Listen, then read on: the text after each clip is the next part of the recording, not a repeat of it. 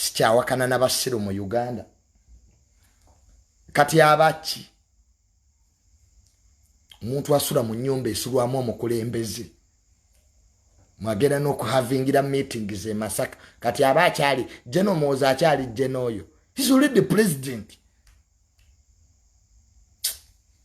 Let me even keep quiet kambale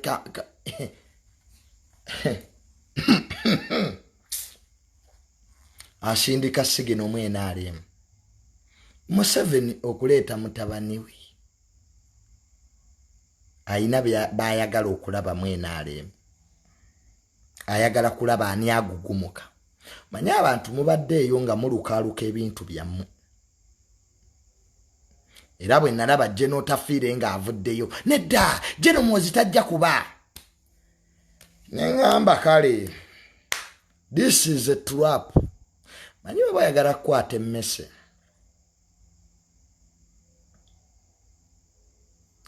kwata akamaso kateekeko ebyennyanja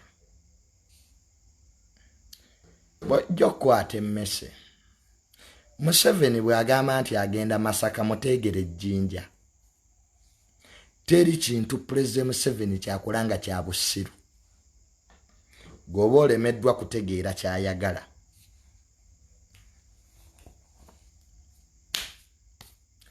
olaba General Muhoozi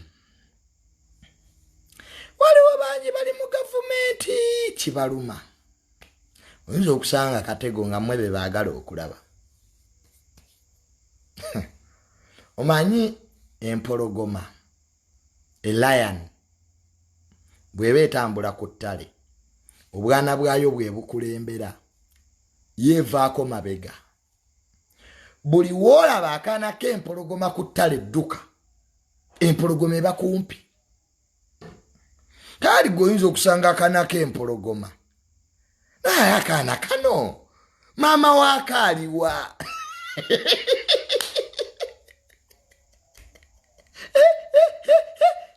kumbe erina weerabira bweti you fake General Muhoozi asobola okukola byakola nga taata we tayagadde nasekere ffe twalya mitwe gyangege ebintu ebimu tubirengerera wala ne tugamba there is something here. You fake General Muhoozi ayinza otambula eggwanga lino nga mobilizing when his father has not allowed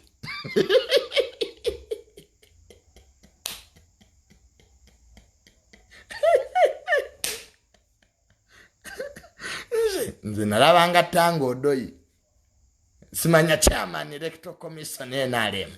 Now we have one card. It's for the president. No card is really big. You'll find 2 cards. You think first family kwa General Muhoozi atambula na batata be Toyota Sodonzeire. You think the first family can come, members of the first family, nga they don't know the position of the president.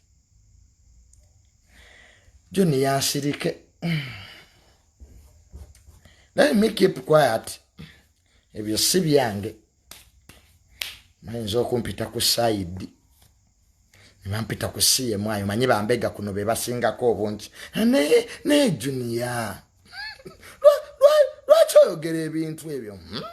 Mbekomezaawo. It's not the right time to discuss them. Time is coming. Ekiseera kijja.